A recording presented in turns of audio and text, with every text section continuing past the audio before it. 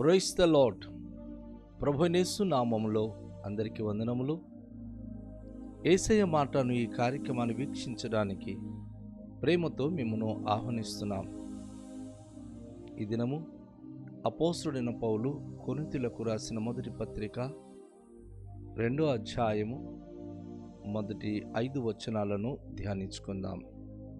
సహోదరులారా, నేను మీ యొద్దకు వచ్చినప్పుడు వాక్చాతుర్యముతో గాని జ్ఞానాతిశయముతో గాని దేవుని మర్మమును మీకు ప్రకటించుచు వచ్చిన వాడను కాను. నేను యేసుక్రీస్తును అనగా సిలువ వేయబడిన యేసుక్రీస్తును తప్ప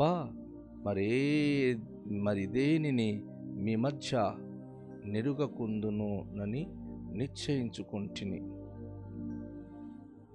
మరియు బలహీనతలతోనూ భయముతోనూ ఎంతో వణుకుతోనూ మీ యొద్ద ఉంటిని. మీ విశ్వాసము మనుషుల జ్ఞానమును ఆధారము చేసుకొనక దేవుని శక్తిని ఆధారము చేసుకొని ఉండవలెనని నేను మాట్లాడినను సువార్త ప్రకటించినను జ్ఞానయుక్తమైన తీయని మాటలను వినియోగింపక పరిశుద్ధాత్మయు దేవుని శక్తియు కనుపర్చు దృష్టాంతములనే వినియోగించితిని.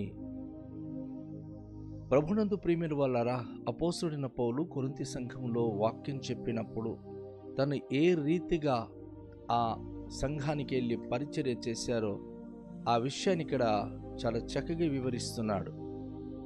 వారి మధ్యకి వెళ్ళినప్పుడు చాలామంది రోజులు ఏం చేస్తారంటే తెలివితేటలు ఉపయోగిస్తారు, జ్ఞాన వివేకం ఉపయోగిస్తారు.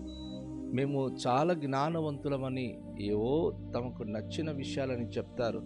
అది ఎవరికి రక్షణ ఇవ్వదు, అది ఎవరికి ప్రాణము విమోచనకి కారణం కాదు. వాక్యము, దేవుని యొక్క వాక్యము వాక్చాతుర్యతతో కానీ జ్ఞానాతిశయంతో కానీ దేవుని మర్మము ప్రకటిస్తే అది ఎవరికి కూడా రక్షణ కలుగచేయదు. ఉన్నారా అలాంటి వారు?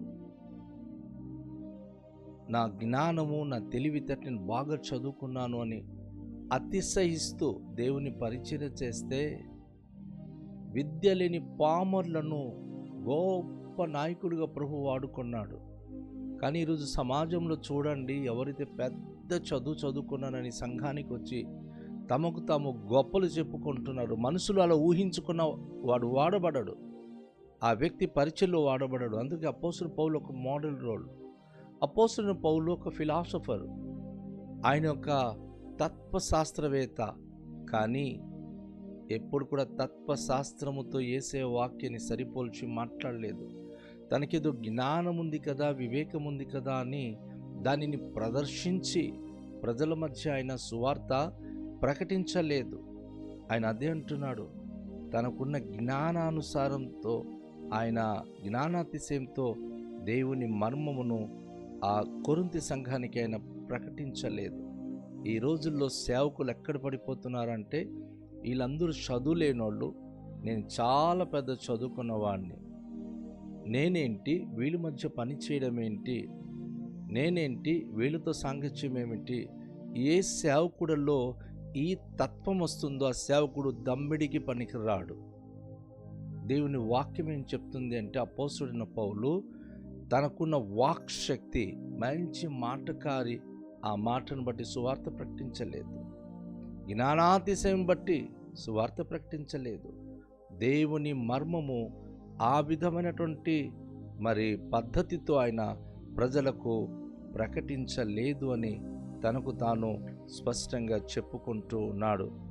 అయితే నేను యేసుక్రీస్తును అనగా సిలువ వేయబడిన యేసుక్రీస్తును తప్ప మరి దేనిని మీ మధ్య నెరుగకుందునని నిశ్చయించుకొంటిని.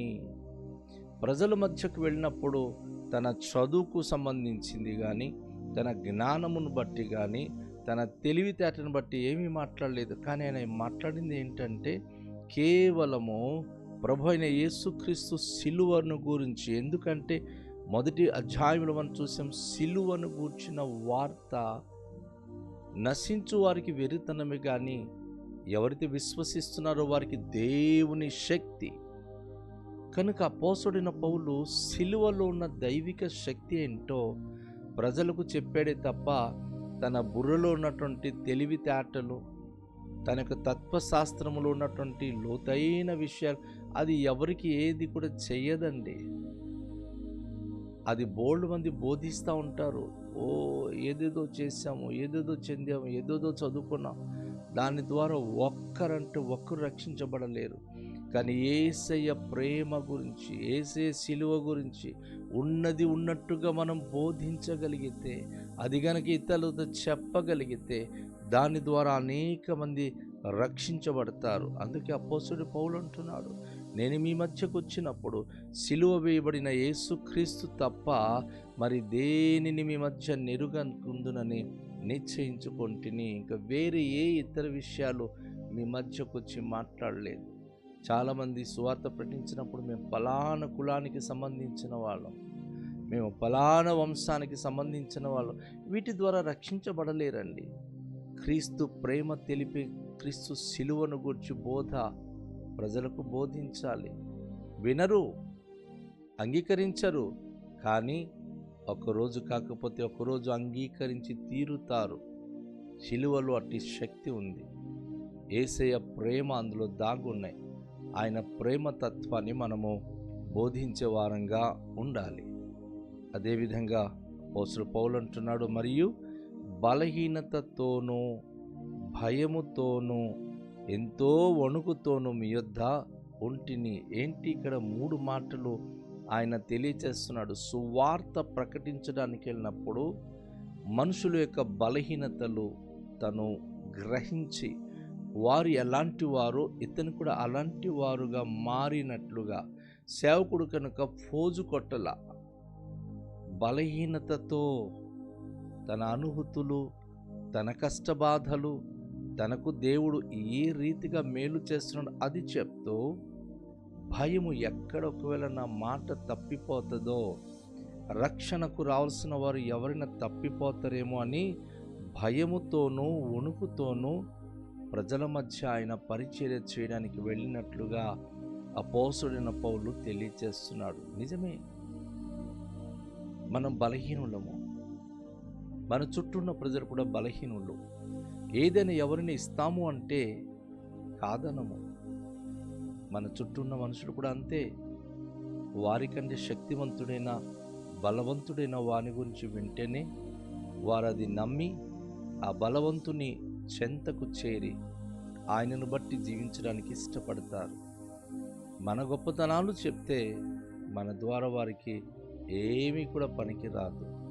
కనుక వారు బలహీనతతో ఉన్నప్పుడు మన బలహీనతలు ఏమిటో, దేవుడు ఎలా మనకు బలపరిచాడో ఆ జీవితపు అనుభవ సాక్ష్యాలు చెప్పాలి. అదే సమయంలో భయపడాలి. ఒకవేళ నా సాక్ష్యము తేడాగా వస్తే, అయ్యో ఒక ఆత్మ తప్పిపోతుందేమో, ప్రభు యొద్దకు రాకుండా ఆగిపోద్దేమో, భయముతోనూ వణుకుతోనూ నేను మీ మధ్య ఉన్నాను అని అపోస్తలుడైన పౌలు చెప్తా ఉన్నాడు. ఇందులో ప్రాముఖ్యమైన విషయం ఒకటి చెప్తా ఉన్నాడు. ఏంటంటే, మీ విశ్వాసము మనుషుల జ్ఞానమును ఆధారము చేసుకోకూడదు. నీ విశ్వాసము దేవుని మాటలు ఆధారం చేసుకోవాలి, దేవుని సిలువ ఆధారం చేసుకోవాలి, ప్రభువైన యేసుక్రీస్తు వారి యొక్క మాట అర్థం చేసుకోవాలి. కానీ మనుషుల జ్ఞానము, తత్వజ్ఞానమును ఆధారం చేసుకొని మేము ఇలాంటి వారము, మేము నమ్మాము, సో వాట్, దాని ద్వారా ఏమీ లేదు. జ్ఞానులైన వారిని సిగ్గుపరచడానికి కదా లోకంలో వెర్రి వారిని ఏర్పరచుకున్నాడు. అందులో నేనున్నానని మనల్ని మనం చూసుకోవాలి. లోకంలో చాలామంది బలవంతులను వ్యర్థం చేయడానికి కదా ఎన్నికైనటువంటి వారిని వ్యర్థము చేయడానికి కదా ఎన్నికలేని నిన్ను నన్ను ఆయన ఏర్పరచుకున్నాడు. అది మనం చూసుకోవాలి.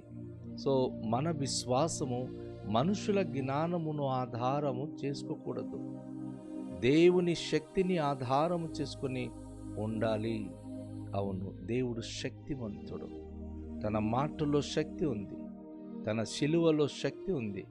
ఆయన శక్తి గల మాటలు అది మన హృదయంతరంగంలో ఉండి తీరాలి. ఆయనను బట్టు మనం జీవించేవారమై అది అద్భుతమైనటువంటి మాటలను మనము మన హృదయంలో కలిగి ఉండాలి. మన జ్ఞానాన్ని బట్టి, తెలివితేటను బట్టి పరిచర్య చేస్తానంటే ఎక్కడ ఏ పరిచర్య ఒక్క ఆత్మ అంటే ఒక్క ఆత్మ కూడా రక్షించలేము. ఏ రోజైతే దేవుని శక్తి మీద, పరిశుద్ధాత్మ మీద ఆధారపడి వినయముగా మోకరిల్లి ప్రార్థించి ఆయనకి మనం వేడుకొని ఆయన ఆత్మను బట్టి సేవ చేయడానికి ముందుకు వెళతామో నిశ్చయంగా దేవుడు అద్భుత కార్యాలు జరిగిస్తాడు. అందుకే అపోస్తలుడు పౌలు అంటున్నాడు, మీకున్న విశ్వాసం మనుషుల జ్ఞానాన్ని ఆధారం చేసుకోకూడదు, కానీ కేవలం దేవుని శక్తిని ఆధారం చేసుకోవాలి. నేను మాట్లాడినను, సువార్త ప్రకటించినను, జ్ఞానయుక్తమైన తీయని మాటలను వినియోగింపక పరిశుద్ధాత్మయు దేవుని శక్తియు కనుపరుచు దృష్టాంతములనే వినియోగించి తిని.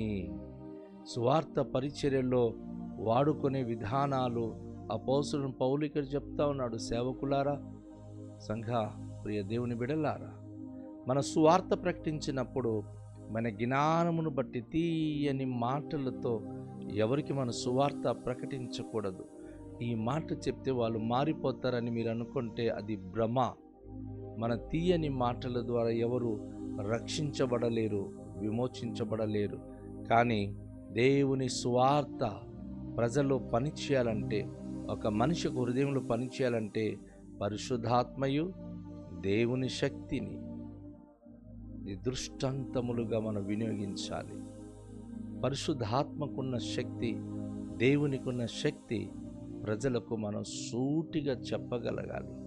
ఒక మానవుని యొక్క బలహీనతలో దైవిక శక్తి ఎటువంటి కార్యములు చేస్తుందో పరిశుద్ధ గ్రంథములో ఉదాహరించబడిన అనేక మంది సేవకులు ఉన్నారు కదా, అనేక మంది ప్రజలు ఉన్నారు కదా, వారి యొక్క ఉదాహరణలను చెప్పి ఆధ్యాత్మిక మేల్కొల్పు చేస్తూ దేవుని పైన ప్రతి మనిషి ఆనుకునేలాగున మనము మన యొక్క సువార్త ప్రకటన పద్ధతి అనుసరించాలి. అది అపోస్తలుడైన పౌలు మనకు తెలియచేస్తూ ఉన్నాడు.